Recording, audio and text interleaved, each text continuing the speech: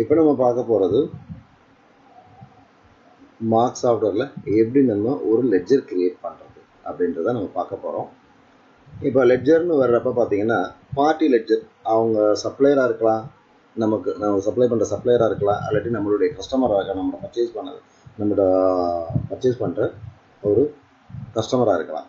So இவங்க 2 பேர் லெட்ஜரும் create பண்ணிக்கலாம். அதே மாதிரி வந்து ஒரு பேங்க் லெட்ஜர், ஏன்னா டிரான்சாக்ஷன் பண்ணுறப்ப ஒரு பேங்க் அக்கௌண்ட் நம்ம இதான் டிரான்சாக்ஷன் பண்ணுவோம். ஸோ அதுக்குரியது இது எல்லாமே நம்ம லெட்ஜரில் தான் கிரியேட் பண்ணணும். அப்போ ஃபஸ்ட்டு நம்ம லெட்ஜர் கிரியேட் பண்ணோம் அப்படின்னா மாஸ்டரில் போய்க்க வேண்டியது, லெட்ஜர் மாஸ்டரில் போயிட வேண்டியது. லெட்ஜர் மாஸ்டரில் போயிட்டு ledger and then new ledger. So இங்கே போய் நான் கிளிக் பண்ணிட்டேன் அப்படின்னா உடனே நமக்கு டிஃபால்ட்டாக மார்க்கில் என்னென்னலாம் அக்கௌண்ட்ஸ் குரூப் லெட்ஜர் குரூப் கொடுத்துருக்காங்களோ அந்த குரூப்ஸ் எல்லாமே இதில் நமக்கு ஷோ பண்ணோம். இப்போ பாருங்கள், நான் வந்து ஃபஸ்ட்டு நான் வந்து ஒரு கஸ்டமருக்கு கிரியேட் பண்ண போகிறேன், கஸ்டமரோட லெட்ஜர் கிரியேட் பண்ண போகிறேன். அதனால் சன்ட்ரி டெப்டாஸில் தான் இருக்குது. இதில் அரக்கி நம்ம யூஸ் பண்ணி சேஞ்சஸ் பண்ணிக்கலாம். நான் சன்ட்ரி டெப்டாஸில் வச்சு நான் வந்து என்ட்ரி பண்ணுறேன். இப்போ நம்ம இங்கே வந்து லெட்ஜர் நேம்னு இருக்குது. இந்த லெட்ஜர் நேமில் நம்ம வந்து எதுனாலும் நேம் யூஸ் பண்ணிக்கலாம். இப்போது சே ஃபார் எக்ஸாம்பிள் ஒரு கடையோட பேர் இருக்குது, ஒரு ஆஃபீஸோட பேர் இருக்குது, இல்லாட்டி ஒரு பர்சனல் நேமாக இருக்கலாம், எதுனாலும் கொடுத்துக்கலாம். பட் அதில் கொடுக்குறப்ப இப்போ இன்கேஸ் நமக்கு வந்து ஒரு கடையோட பேர்னு எடுத்துகிட்டோன்னா ஒரே நேமில் 2-3 பேர் இருக்காங்க, ஒரே பேர்லேயே 2-3 கடை இருக்குது அப்படின்னா அப்போ நம்ம வந்து நமக்கு எந்த மாதிரி ஐடென்டிட்டிக்கு ஞாபகம் வச்சுக்க முடியுமோ அது மாதிரி நம்ம லெட்ஜர் நேம் கொடுத்துக்கலாம். ஸோ ஃபார் எக்ஸாம்பிள் அந்த இருக்கிற ஏரியாவோட நேமை சேர்த்து கொடுத்துக்கலாம், அந்த மாதிரி கொடுத்துக்கலாம். பட் அவங்க ஜிஎஸ்டி ஹோல்டராக இருந்தாங்கன்னா கட்டாயம் அவங்களுக்கு வந்து ஜிஎஸ்டி நம்பருக்குன்னு ஒரு ரெஜிஸ்டர் பண்ணியிருப்பாங்க ஒரு பேர். ஸோ அந்த பேரில் தான் நம்ம வந்து கஸ்டமராக இருந்தால் பில் போட்டு கொடுக்குற மாதிரி இருக்கும். ஸோ அதனால அப்போ வந்து நம்ம வந்து மெயில் டூன்றது இல்லையா, இங்கே மெயில் டூன்றது பாருங்கள், இந்த இடத்துல நம்ம வந்து அந்த நேமு கரெக்டான நம்ம லீகல் நேமு கொடுத்துக்கலாம். ஸோ பட் இந்த லெட்ஜர் நேமில் வந்து எதுனாலும் நம்ம நேம் கொடுத்துக்கலாம். அதை பற்றி இது வந்து நம்மளுடைய ஐடென்டிட்டிக்காக. பட் இந்த மெயில் டூன்ற இடத்துல என்ன நேம் இருக்கோ அதுதான் வந்து நம்ம கஸ்டமருக்கு பில் பண்ணுறப்ப பில்லில் பிரிண்ட் ஆகும். சரிங்களா?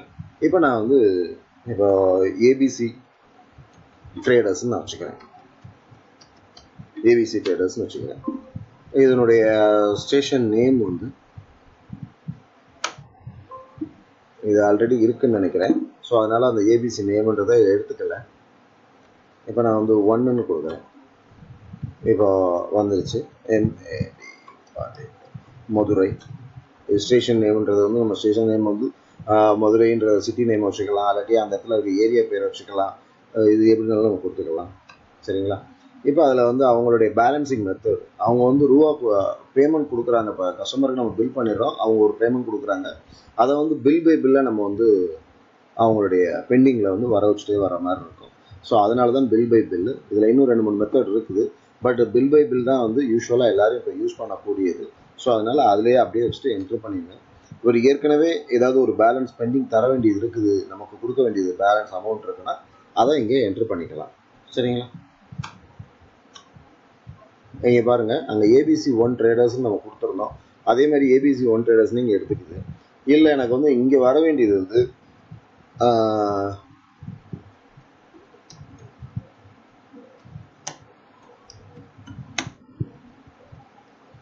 இந்த மாதிரி ஒரு அருண் பாலு ட்ரேடர்ஸ்ன்னு இருக்குன்னா அப்போ அப்படியும் வச்சுக்கலாம்.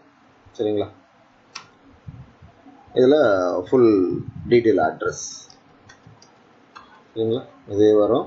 அதே மாதிரி ஜிஎஸ்டி நம்பர் ஒன்று கொடுக்குறோம். ஜிஎஸ்டி நம்பர் இங்கே என்ன கொடுக்குறோமோ கொடுத்துக்கிறோம். அதுவே வந்து அது வந்து இப்போ நம்மளுடைய ஜிஎஸ்டி நம்பர் வந்து 33ல் ஆரம்பித்து அவங்களுடைய கஸ்டமருடைய ஜிஎஸ்டி நம்பரும் 33 இருந்தால் அதுவே ஆட்டோமேட்டிக்காக இங்கே வந்து இந்த பாருங்கள் லோக்கல்னு எடுத்துக்கிறோம்.